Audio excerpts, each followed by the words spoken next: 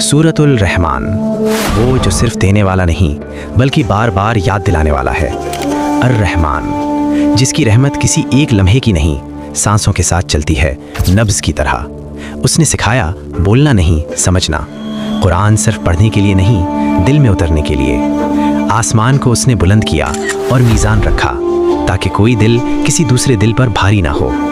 زمین کو اس نے بچھایا کمزوروں کے لیے، خاموشوں کے لیے، ان لوگوں کے لیے جو شکر کہنا بھول جاتے ہیں مگر نعمتیں استعمال کرتے رہتے ہیں۔ پھل، خوشبو، دانے، سمندر، موتی، لہریں، یہ سب سوال بن کر آتے ہیں، اور پھر وہی آواز بار بار، نرمی سے مگر یقین کے ساتھ، فَبِأَيِّ آلَاءِ رَبِّكُمَا تُكَذِّبَانِ، یعنی پھر تم اپنے رب کی کون کون سی نعمت کو جھٹلاؤ گے۔